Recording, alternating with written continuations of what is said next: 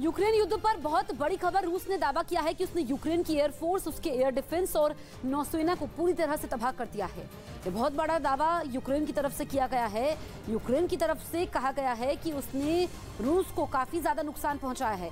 उसने रूस के, आपको बता दें कि यूक्रेन का एयर डिफेंस भी ध्वस्त हो चुका है। इस बीच अमेरिका के मिनेसोटा में एक चिड़ियाघर में बंद पुतिन की मौत हो गई। इस चिड़ियाघर में बंद पुतिन कोई और नहीं बल्कि 12 साल का एक बाघ था, जिसकी दिल का दौरा पड़ने से मौत हो गई। चिड़ियाघर प्रशासन ने इसकी जानकारी दी और अपने इस बाघ की मौत पर दुख जताया। बताया गया कि रूसी राष्ट्रपति व्लादिमीर पुतिन से मिलते जुलते नाम की वजह से यह बाघ अक्सर चर्चा में रहता था और उसे देखने के लिए दूर दूर से लोग चिड़ियाघर पहुंचते थे। लेकिन यूक्रेन युद्ध के बीच जैसे ही पुतिन की मौत की खबर आई, दुनिया भर में लोगों के कान खड़े हो गए। हालांकि तुरंत ही यह भी साफ हो गया कि यह पुतिन एक बाघ है जो अब इस दुनिया में नहीं रहा। इस बाघ का जन्म यूरोप के देश चेक रिपब्लिक में हुआ था और वहीं उसे पुतिन नाम दिया गया। इसके बाद वो 6 साल तक डेनमार्क में भी रहा। फिर पुतिन नाम के इस बाघ को अमेरिका के मिनेसोटा चिड़ियाघर लाया गया और वहीं उसने अपनी आखिरी सांस। उधर अमेरिकी राष्ट्रपति जो बाइडेन और उपराष्ट्रपति कमला हैरिस के बीच मनमुटाव बढ़ने की खबर सामने आई। ये बात ऐसे समय सुर्खियों में नहीं जब रूस के यूक्रेन पर हमले की वजह से अमेरिका की पहले ही काफी किरकिरी हो चुकी है। और अब बाइडेन और कमला हैरिस के मनमुटाव की खबर ने वहां की राजनीति में हलचल मचा दी। ये पूरी चर्चा शुरू हुई एक किताब से जो मई तक बाजार में आ सकती है। लेकिन इसी किताब में छपी बातें अभी से अमेरिकी मीडिया में सामने आने लगी हैं, जिसमें दावा किया गया कि कमला हैरिस खुद को मिली जिम्मेदारियों से नाराज हैं।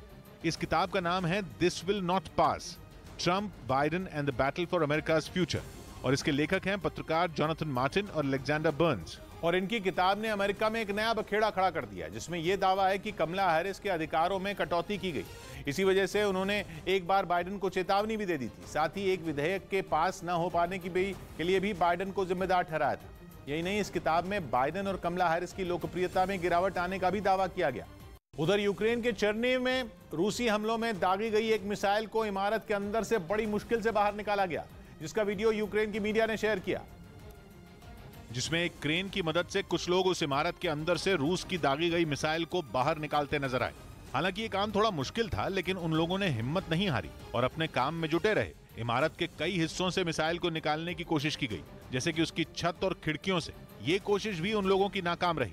फिर उसके निचले हिस्से को एक जगह से काटा गया, जहां से रूस की वो भारी भरकम मिसाइल बाहर निकाली गई, जिसे वो लोग बाद में गाड़ी में रखकर वहां से ले गए। उधर महायुद्ध में यूक्रेन के सैनिकों का साथ देने अमेरिका के कई वॉलंटियर मैदान जंग में उतर गए। अमेरिका भले ही खुलकर यूक्रेन का साथ देने नहीं आया, लेकिन अमेरिका के ये वॉलंटियर रूस के खिलाफ मोर्चा संभालने यूक्रेन पहुंच गए, जिसका एक वीडियो भी सामने आया, जिसमें कीव की सड़कों पर ये अमेरिकी वॉलंटियर सेना की वर्दी पहने एक दीवार की आड़ में तैनात नजर आए। हालांकि वीडियो में कोई गोलाबारी तो नहीं दिखी, लेकिन इनके सामने का एक मकान जलता दिखा। ऐसा लगा जैसे वीडियो बनाने से थोड़ी देर पहले ही वहां हमला हुआ हो।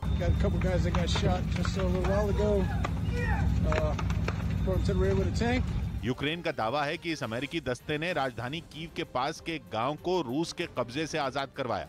बताया गया कि यह गांव पिछले 1 महीने से रूस की फौज के कंट्रोल में था, जिसे अमेरिका से आई हथियारबंद टोली की मदद से यूक्रेन ने फिर से अपने कब्जे में ले लिया। बताया गया कि इसके बाद ये जवान कीव के दूसरे इलाकों में भी यूक्रेन की सेना की मदद के लिए पहुंच गए और सामने आई तस्वीरों में वो हमले वाली जगह पर खड़े दिखे। ऐसा लगा कि जिस जगह पर ये तैनात थे वहां कुछ ही देर पहले एक जोरदार धमाका हुआ हो और इसी वजह से इन जवानों के आसपास काफी धुआं उठता हुआ नजर आया। सेना की वर्दी पहने इन लोगों ने अमेरिका के समर्थन में नारे भी लगाए। कीव में मौजूद इन वॉलंटियर के पास अमेरिकी सैनिकों की तरह वर्दी और हाथों में अत्याधुनिक हथियार भी दिखे। उधर तानाशाह किम जोंग उन के निर्देश पर राजधानी पियोंगयांग में उत्तर कोरिया ने एक और मिसाइल परीक्षण किया, जिसका वीडियो भी जारी किया गया। उत्तर कोरिया का दावा है कि ये उनके देश की अब तक की सबसे बड़ी और ताकतवर इंटरकॉन्टिनेंटल बैलिस्टिक मिसाइल है, जिसका एक दिन पहले उत्तर कोरिया ने पियोंगयांग से परीक्षण किया था, जिसके बाद उसका वीडियो भी जारी किया गया। उसमें तानाशाह किम जोंग उन वहीं मौजूद दिखे। इस वीडियो में दिखाया गया कि मिसाइल को टेस्ट करने से पहले किम की हर एक चीज पर पैनी नजर रही। उन्हीं के इशारे पर मिसाइल टेस्टिंग की पूरी प्रक्रिया आगे बढ़ी।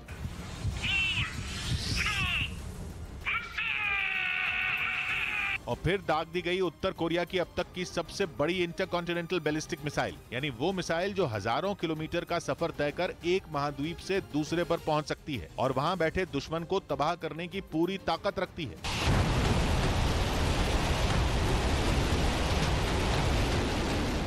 मिसाइल को दागते वक्त किम जोंग उन वहीं पास में एक कमरे में मौजूद रहे, जहां से उन्होंने आसमान में जाती मिसाइल को देखा। वो पलक झपकते ही आंखों से कहीं ओझल हो गई, जिसके बाद किम जोंग उन की खुशी का ठिकाना नहीं रहा। उन्होंने तालियां बजानी शुरू कर दी और केवल वही नहीं, उत्तर कोरिया के फौजी भी अपने देश को एक कदम और आगे बढ़ता देख खुशी से झूम उठे। खबर है कि अब तक जितने भी देश परमाणु हथियारों का परीक्षण कर चुके हैं, उनमें इस मिसाइल ने सबसे ज्यादा दूरी तय की। 1100 किलोमीटर तक इसने उड़ान भरी और फिर जापान सागर में गिर गई।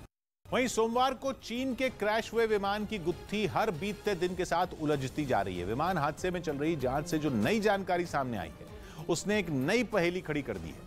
अब कहा जा रहा है कि चाइना ईस्टर्न एयरलाइंस के बोइंग 737-800 विमान का कम से कम एक हिस्सा हादसे से काफी पहले ही टूट गया था।